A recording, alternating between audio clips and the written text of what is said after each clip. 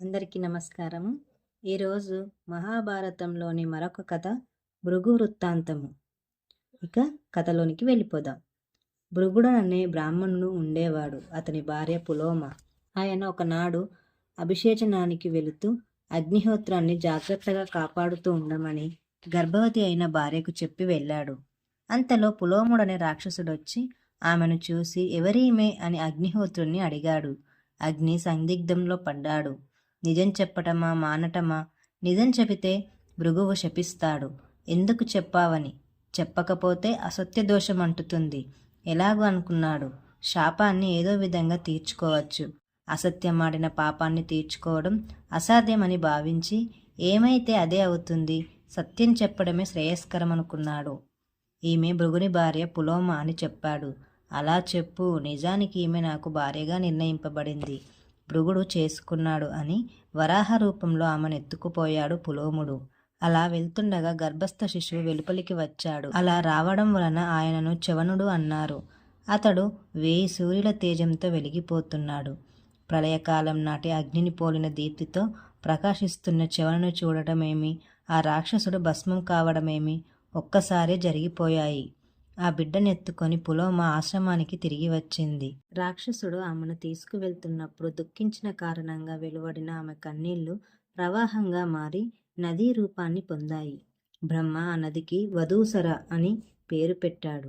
ఈలోగా స్నానాధికాలు గావించి వచ్చి బాలసూర్యుని తేజంతో వెలిగిపోతున్న బిడ్డనెత్తుకునున్న భార్యను చూసి విషయం అర్థం చేసుకుని నీవు ఫలానా అని రాక్షసునికి చెప్పిందెవరని భార్యను అడిగాడు భృగు మహర్షి. అగ్నిదేవుడని చెప్పింది ఆమె. దాంతో పట్టరాని కోపంతో సర్వభక్షకుడివి కమ్మని అగ్నిని శపించాడు భృగువు. అప్పుడు అగ్ని అన్నాడు కదా, మహానుభావ, ఎవరైనా తనకు తెలిసిన దానిని చెప్పమని అడిగినప్పుడు చెప్పకుండా ఉండడం ఎలాగా? అలా తెలిసింది చెప్పకపోయినా, సత్యం చెప్పకపోయినా ఘోరమైన నరకంలో పడతారు కదా. అందువలన అసత్య దోషానికి భయపడి ఆ రాక్షసునితో నేను ఉన్న మాట చెప్పాను. సకల ప్రపంచ కార్యాలకు సాక్షిభూతుడినైన నేను అసత్యం ఎలా చెప్పేది? నిజం చెప్పినందుకు నీవు నన్ను శపించావు. ప్రతిశాపం ఇవ్వగలిగిన శక్తి సామర్థ్యాలు నాకు ఉన్నాయి. కానైతే ఒక మాట, కొట్టినా తిట్టినా ఉత్తములైన బ్రాహ్మణులు ఎప్పుడు పూజ్యులే. వారికంటూ ఎగ్గు చేస్తే ఇహము పరము రెండూ చెడతాయి, తప్పదు. నేనా ఎల్లప్పుడూ బ్రాహ్మణ పూజ చేసేవాడిని. అందువలన నేను నీకు శాపం ఇవ్వటం లేదు. నీవు బ్రాహ్మణుడవు, ఏది చేసినా నీకు చెల్లుతుంది. కానీ నేనలా చేయలేను. శక్తి లేక మాత్రం కాదు సుమ. లోకహితాన్ని కోరే నాకు శాపం ఇచ్చి లోకానికి నీవు చాలా అపకారం చేశావు. ఏం చెప్పేది మహానుభావ? బ్రాహ్మణులైన వారు వేదోక్తమైన విధుల ద్వారా నిత్య నైమిత్తకాలు నెరవేరుస్తూ హావిస్సులు వేలుస్తారు. అవి నా ద్వారా దేవతలకు అందుతాయి. అలాంటి నన్ను సర్వభక్షుడి కమ్మన్నావు. నేను అశూచిని అయిపోయాను. అందువలన నేను చేయవలసిన పనులు చేయలేని అశక్తత నన్ను ఆవహించింది. చేయవలసినవి చేయకపోతే లోకయాత్ర జరగదు. ఇంత ఉపద్రవానికి నీవు కారకుడైనవావు అని అగ్ని తన తేజస్సును ఉపసంహరించుకున్నాడు. దానితో ఉపాసనా నది క్రియలకు ఆటంకం ఏర్పడింది. దేవతార్చనలో దీపధూపాదులు లేవు. పితృకార్యాలు ఆగిపోయాయి. అగ్ని లేక ప్రపంచం ఎలా నడుస్తుంది? జనులు బెంబేలెత్తిపోయారు. మునుల దగ్గరకు వెళ్ళి గోడు వెళ్ళబోసుకున్నారు. వాళ్ళు మాత్రం ఏం చేయగలరు? దేవతల దగ్గరకు వెళ్లారు.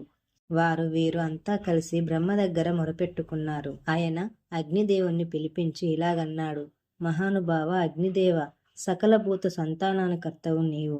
ఈ చరాచర ప్రవృత్తికంతటికి కారణభూతుడవు. దేవతలకు ముఖస్థానీయుడువు, ప్రపంచానికి సంరక్షుడవు. అలాంటి నీవు మారుముఖం పెడితే ఎలాగయ్యా? ఇది ధర్మమేనా?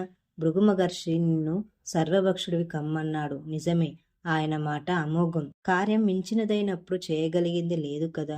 అయితే ఒక మాట, నీవు సర్వభక్షకుడవైన నిన్ను అశుద్ధం అంటకుండా నీకు నేను వరమిస్తున్నాను. తగిన వారిలోకెల్లా తగిన వాడవు నీవు.